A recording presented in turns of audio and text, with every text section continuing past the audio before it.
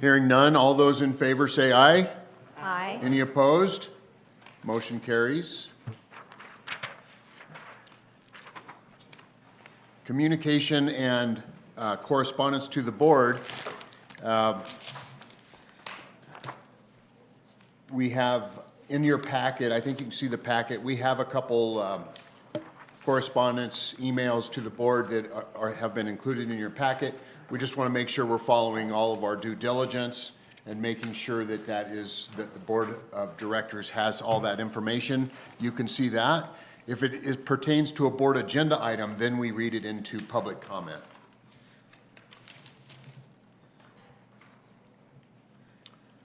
Yvonne, project tracker.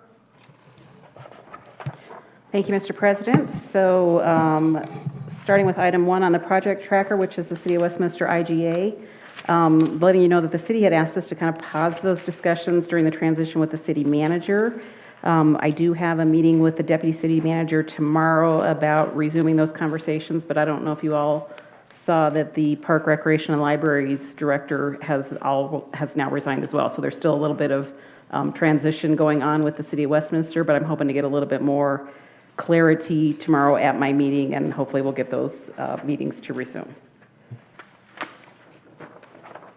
Moving down to item 5, which is the Park and Recreation Master Plan Committee. We actually are going to retitle that to the Capital Projects Committee, which will align with our strategic plan a little bit better. But I wanted to let you know that we've been notified that all 3 of the Adams County Open Space grants that we applied for, which were improvements at Commissioners Park, Rotary Park, and a mini grant for an EV charging station study, were all 3 recommended for approval, so we're excited about that. We have started work on phase 2 of the sports complex area, so that area is now closed to the public. It's been a little bit of a challenge keeping some of the disc golfers out of the area because they still want to come in even though it's all fenced off, so we're working through those challenges. But the project's going along nicely so far. Very impressed with that contractor so far, so hoping to have the area playable again for the season about mid-March. They intend to have the area that will need done by then. Some of the other areas that are not directly affecting programming will lag later into the spring, so like the shelters, maybe the parking and so forth. So again, so far so good. Of course, weather, as I'm watching the snow fly behind you, weather will be a factor in that project, but we hope to have good weather that will keep that moving. The large event shelter at the Clear Creek Valley is near completion. However, we are missing segments of the roof for some reason, so the contractor is working with the shelter manufacturer on getting that squared away, but they're still working around it with the infrastructure and the landscaping and so forth, so that and the other 2 shelters were already complete. We did review a preliminary concept plan for potential for future improvements to the driving range at the golf course with the Capital Projects Committee. So we'll continue to kind of work through what that may look like, but do have those initial concept plans and are kind of excited about what that potentially could look like there. And then work on the number 1 green of the blue golf course is really coming along. We have closed the old green down. We stripped the contractor stripped the sod off of that green and moved it to the new green, added new sod around it. It looks beautiful. So that is now, will settle in for the rest of the winter and into the spring with growing in and maturing correctly. We have a temporary green out there, and then we'll work on removing the existing green and kind of preparing the approach area and so forth. But that's going to be a really beautiful project for next spring. Continuing work on the tee box for number 2 then, which is directly behind it, and we're starting to lay out what the cart paths will look like. So again, that project is moving along really nicely, and it'll be a nice improvement for the golf course. Then moving on to item 7, which is the restaurant lease, just letting you know we're continuing to work through matters on that. Item 9, which is the Hyland Hills rebranding projects. I don't know if you guys have seen it yet, but we have new sign up at the fitness center. It's amazing. It looks, it's so much more noticeable as you walk up to the building, and I heard that somebody was by it last night in the evening, Bob was, and said it looks really, really good, all lit up. So we'll continue to, again, work through signs that need to be changed with new logos, but we're pretty excited about that one. And then item 10, the strategic plan, just letting you know again about that we'll be changing the master plan committee to the capital projects committee and continuing work on that with the group. And that concludes my updates for my tracker, and happy to answer any questions.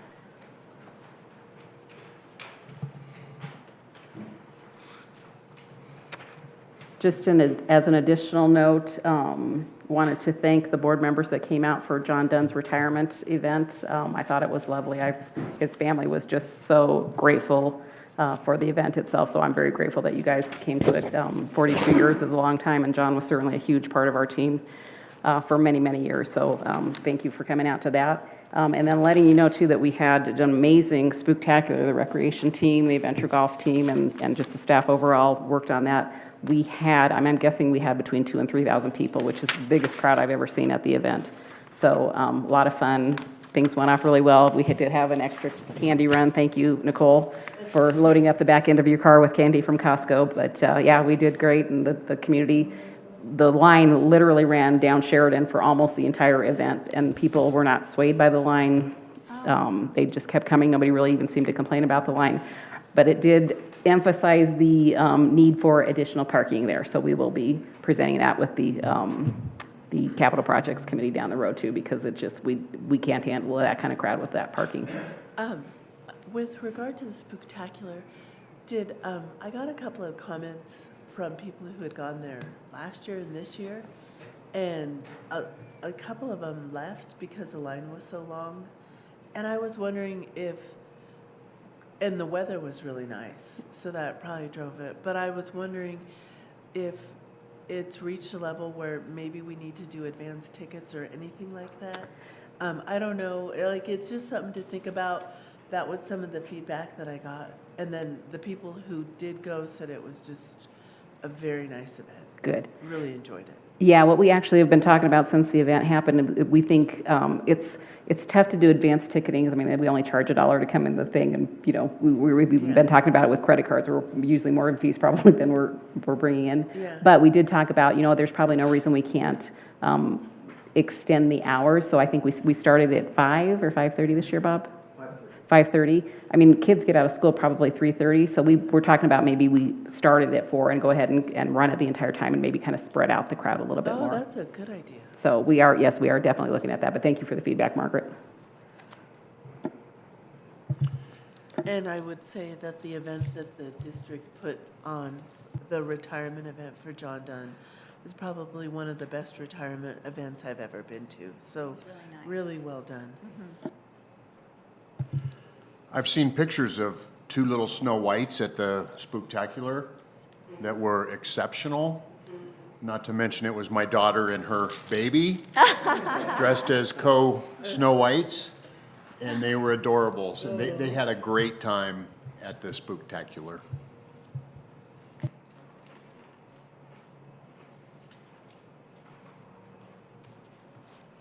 All right, quarterly reports.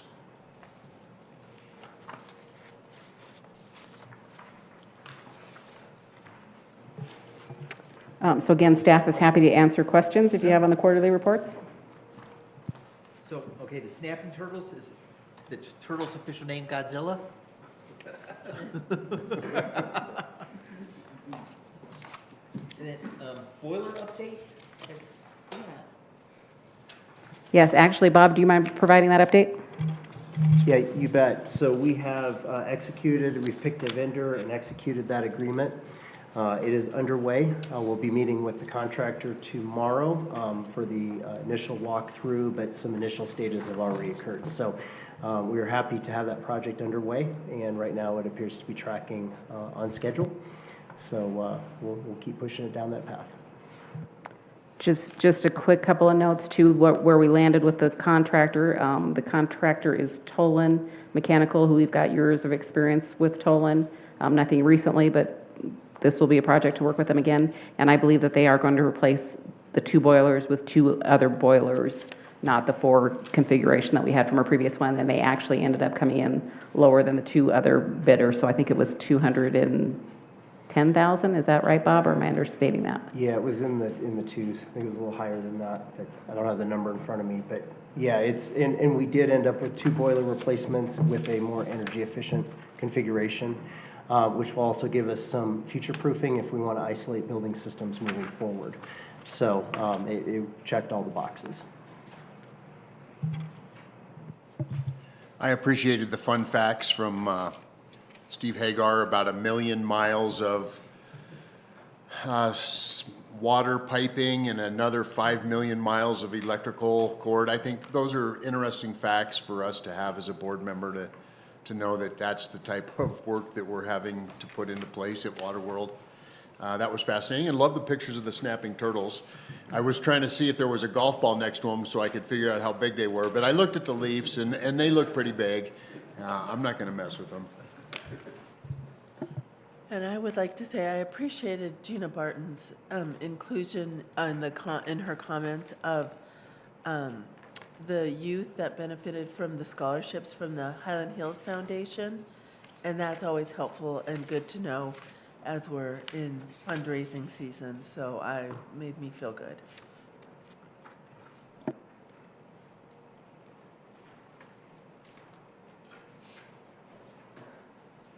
Any other comments or questions on the quarterly reports?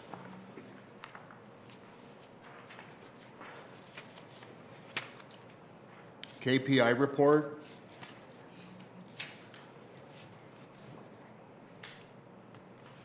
Let's agree.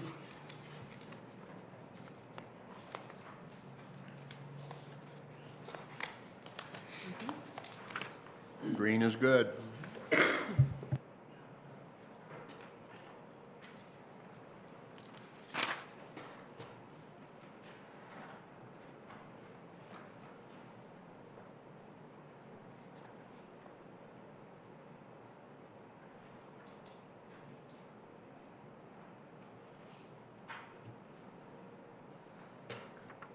All right, we're going to move to attorney's report. Good evening. There's a legal report in your board packet. It was a pretty quiet month overall. I think everyone was at conferences. Happy to answer any questions. I did have a question with regard to the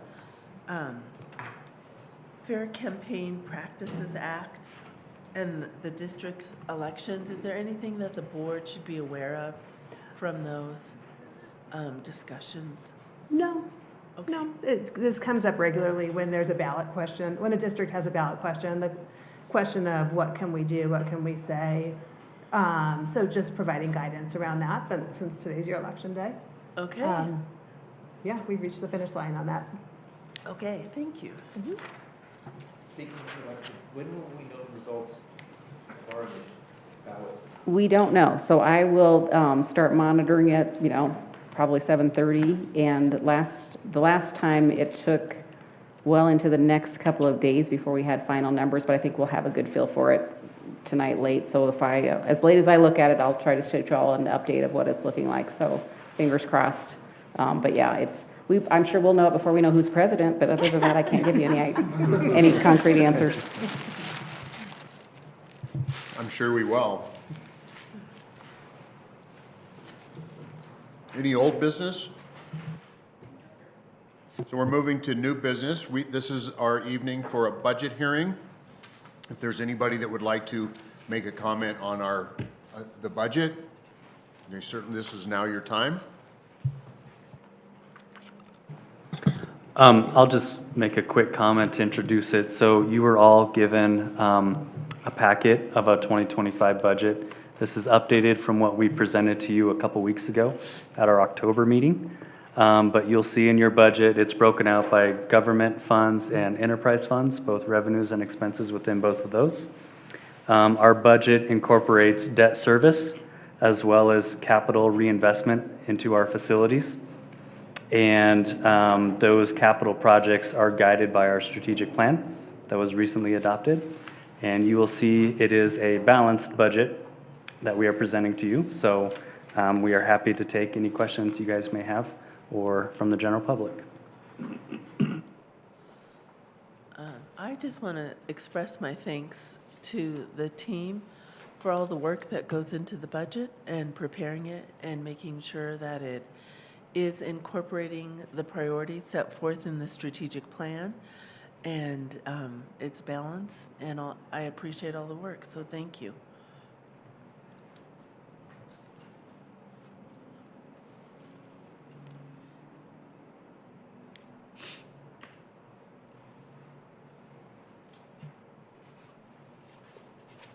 I think you can close the hearing, Mr. President, if there's no other comments. Okay, thank you. Budget hearing is closed. Cancellation and rescheduling Board of Directors meeting for December. Looking for a motion. I move that the Board of Directors of Highland Hills Park and Recreation District cancel the regular meeting of December 3rd, 2024, and reschedule it for Tuesday, December 10th, 2024 at 5:30 p.m.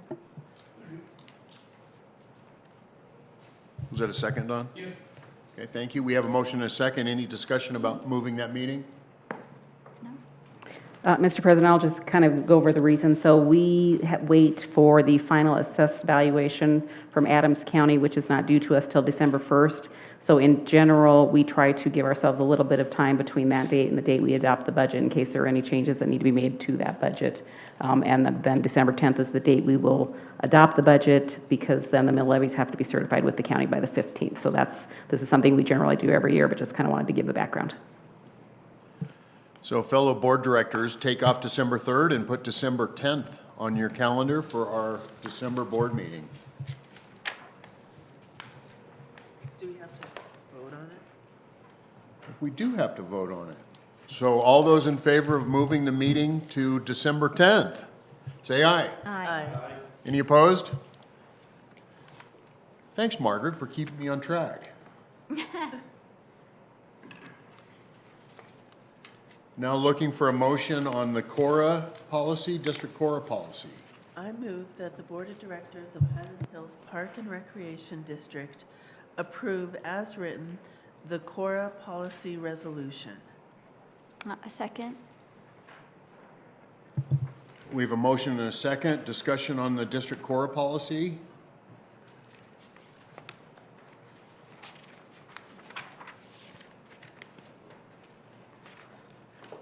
The only thing I like is that I've read it. I think it's good. I'm glad that there are fees assessed so that it's not anything frivolous, and it's that it is mindful of our limited resources at the district.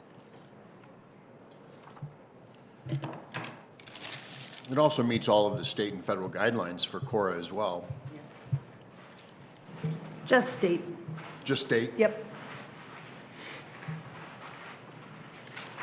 Any further discussion? All those in favor of the district CORA policy, say aye. Aye. Any opposed? Motion carries. Westminster Neighborhood Mixed Use LLC Agreement, looking for a motion.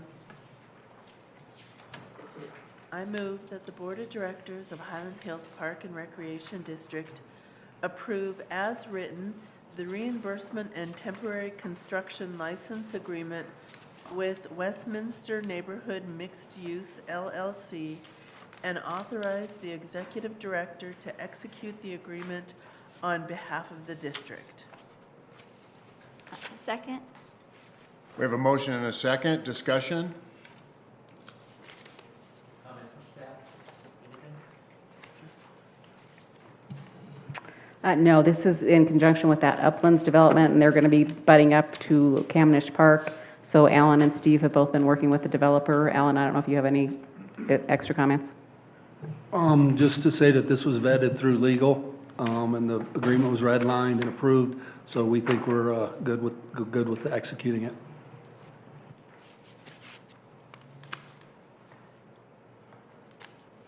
The one photo at the end, that was very clear. Yeah, I couldn't read it. yeah, I gave up, but it's okay. Everything made sense to me. Any other questions or comments? All those in favor of the motion for the Westminster Neighborhood Mixed Use LLC, say aye. Aye. Any opposed? Motion carries.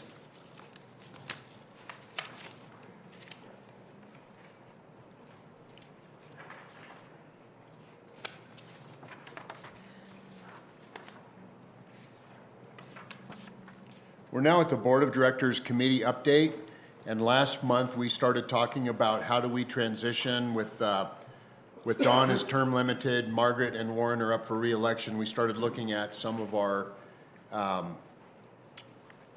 committee structure and who might serve on which. We have several people that are serving on different committees.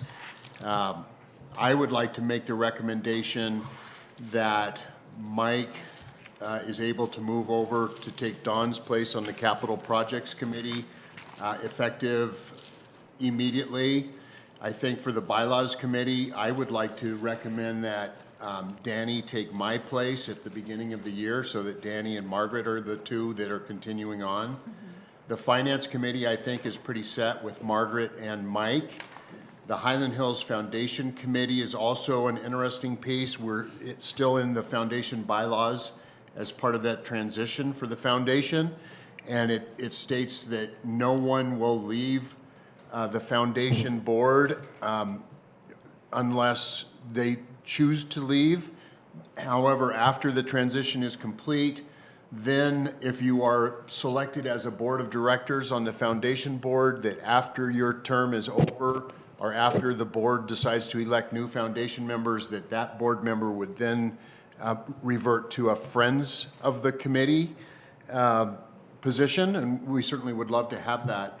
But there's still some work to be done with the foundation, and how do we work through that transition phase? So we still have some of those. Right now, it is Dawn, Margaret, and Warren are serving on the foundation committee. And let's get an update from the bylaws committee. That would be me. We have sent a couple things over to Allison, and we hope to get back together and bring Margaret up to speed on that one. Is that true, Allison?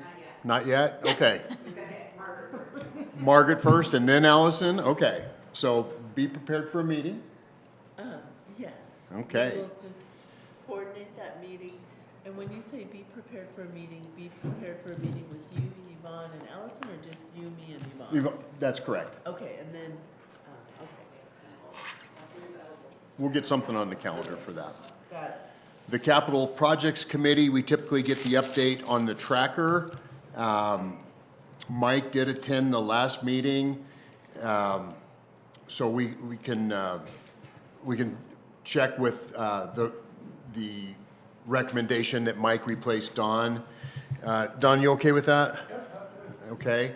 So the rest of the board, you guys okay with Mike taking capital improvement? Sure. Capital planning? Okay. So Mike, you're official now. Okay. On the Capital Projects Committee. Finance Committee is staying the same, so we don't have to do anything there. The Foundation Committee still needs a little more work. Can I give an update on the Finance Committee? Absolutely, please. Okay. So based on some light discussions regarding when we have our monthly board meetings, right now, it's the first Tuesday of every month, and then this optional one is the third Tuesday of every month. When you look at holidays, the 4th of July, Labor Day, you look at, well, we're already moving the December meeting because we're waiting for the tax revenue assessment to come in and so on. And then if you think about the way the district has to run the business, and the first week of every month, they have to close the books, put in that extra stress of a board meeting during their month-end close process, you know, it's creates that extra stress. And so if we move the meeting to the second week of every month, the district staff would have more time to prepare the financial statements that we would see in the treasurer's report, prepare other topics for discussion and so on. And so when we're setting our 2025 meeting schedule, let's consider setting it for the second Tuesday of every month. And again, we could discuss this next month during the December 10th meeting and get alignment. Sure, we could also look at it in January when we set our dates. Yeah, so what you're asking, and Margaret, you're in support of that as well? Absolutely. It will, we'll get better data on our finances as a board if we move it to the second Tuesday. And Yvonne, how does that impact your staff? Once we know what the schedule is, it actually will be a lot less stress because we do scramble to get that. I mean, if you look at this one, we just finished the month and we're trying to pull preliminary numbers for the next month. So while we can do it, we feel much more comfortable if we push it by a week as well. Okay, thank you. I think that's something all of us should thoughtfully consider for our next meeting or the meeting in January when we set our dates.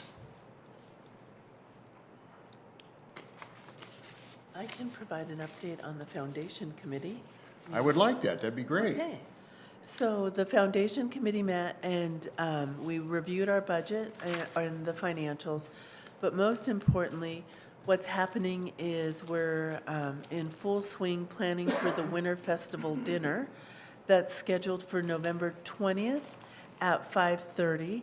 And we're looking for people to attend this event in support of the foundation. And as Gina Barton mentioned in her quarterly update, those funds are used for kids and families across the district that makes the programs affordable for them, and they can participate in that. So really encourage everybody's participation in that. It's going to be a fabulous meal at the Cottonwood Lodge with silent auction items, live music. And so if you're able to come, please come and help support the foundation.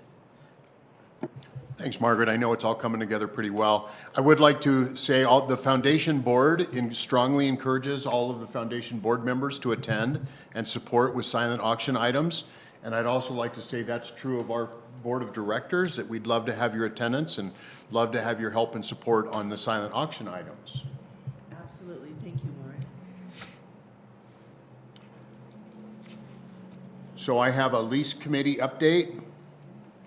We have not necessarily met, but we've talked a little bit, and so the lease committee update is we still have pending litigation with Sandbagger Inc., and sometime we hope to have some further information coming.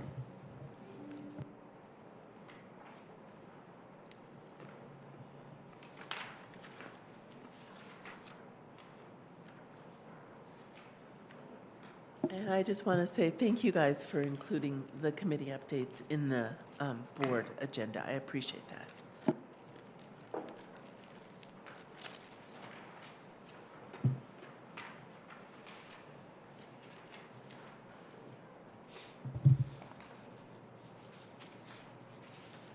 All right, once I get some of the papers out of my way, we have an open discussion on the district properties discussion that was in your packet.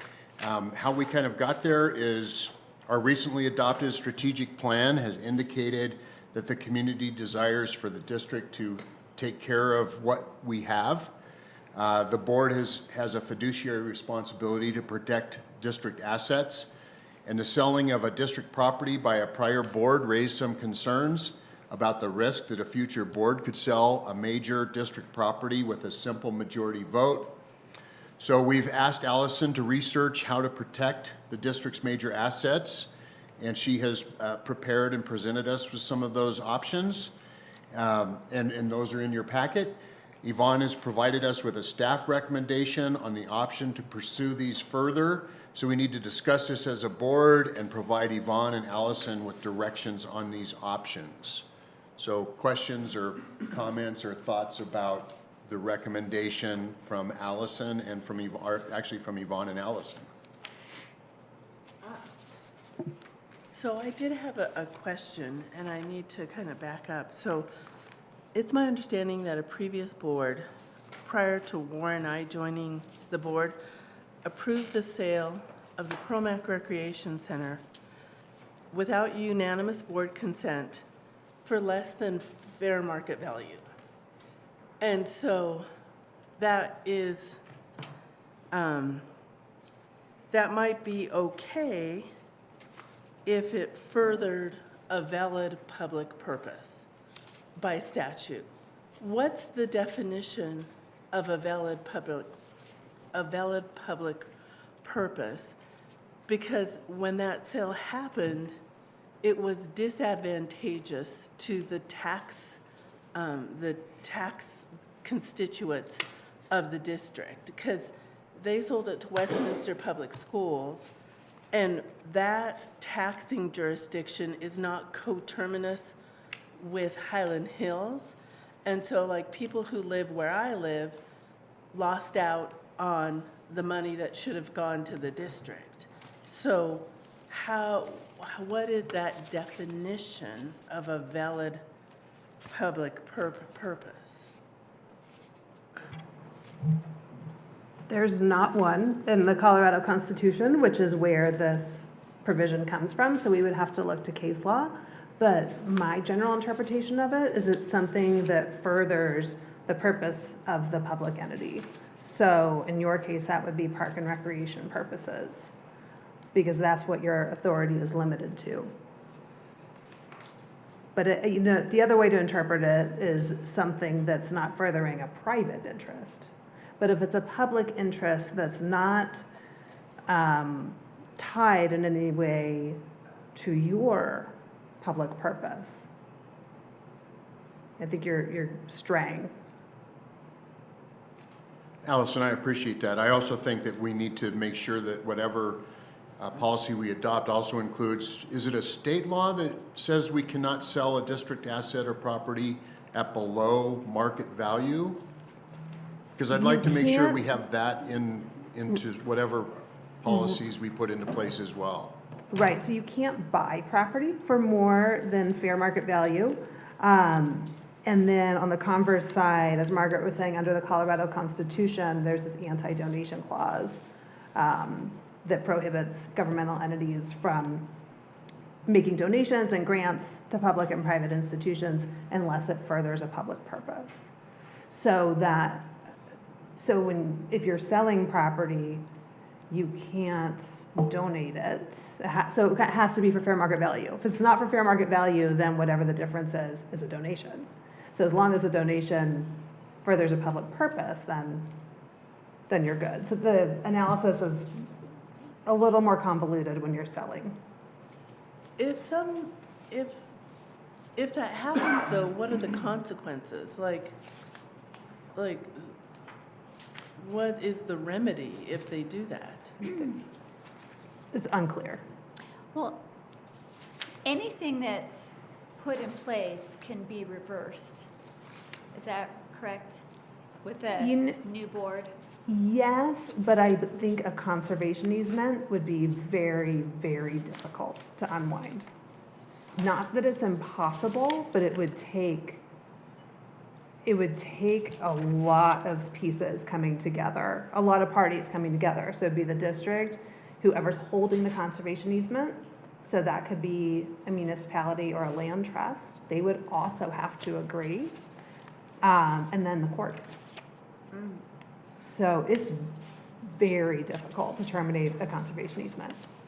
And you did provide us recommendations to amend the bylaws. And well, even though amending our bylaws does not provide absolute protections, I think it's still worthwhile because it provides a roadmap for future boards as to how they should properly execute their fiduciary obligation to the district. So we can amend the bylaws along with the conservation easement, and then the conservation easement would put the burden of maybe defining valid public purpose or whatever that is on that trustee.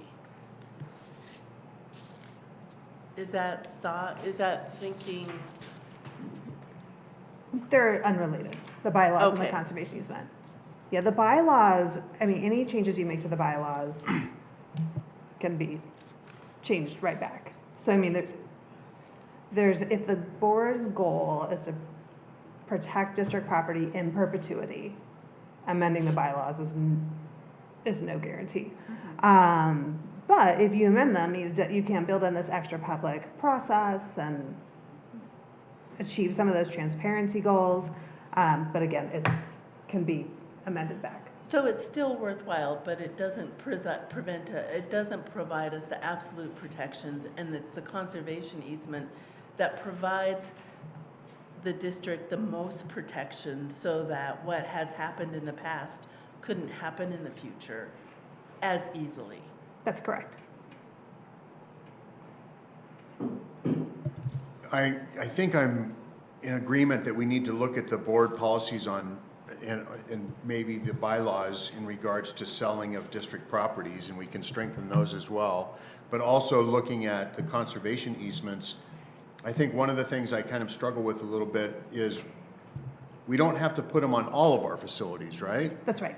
So if we have a park that we might want to give up someday,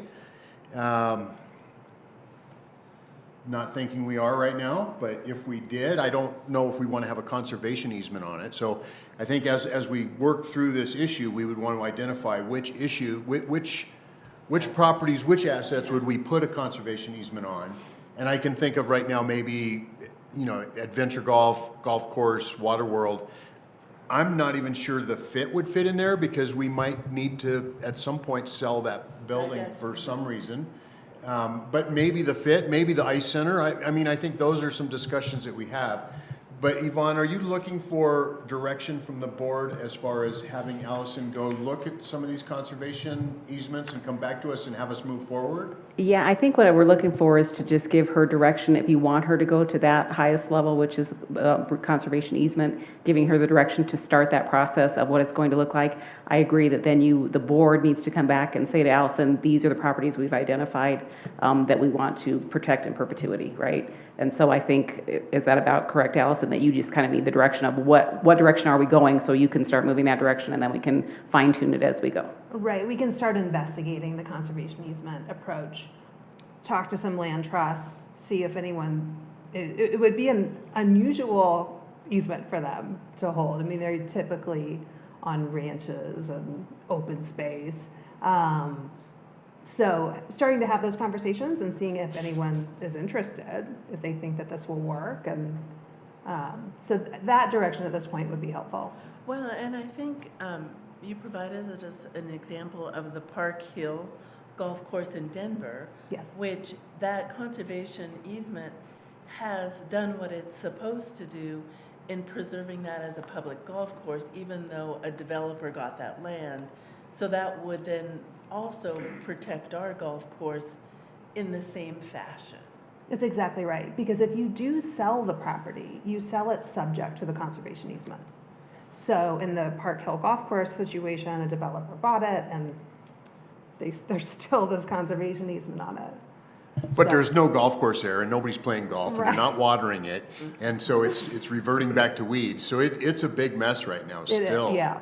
Can we get recommendation from staff on what, again, tangible, property they would, the board should consider putting under an easement?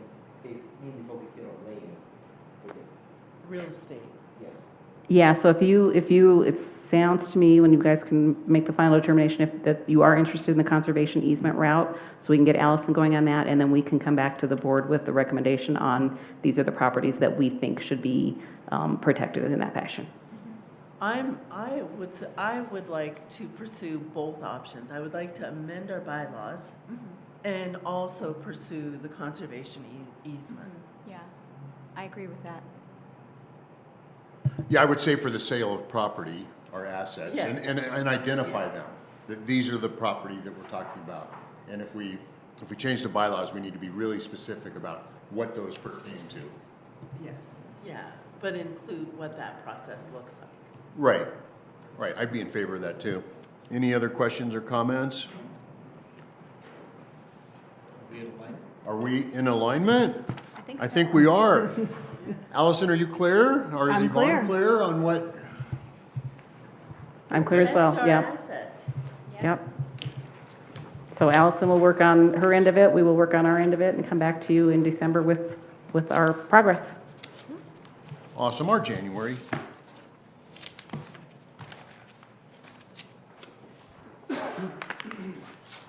All right, board meeting action recap. I have no action items. Just that last one, Oh, yeah, okay, yes. The biggest one, yeah. the biggest one.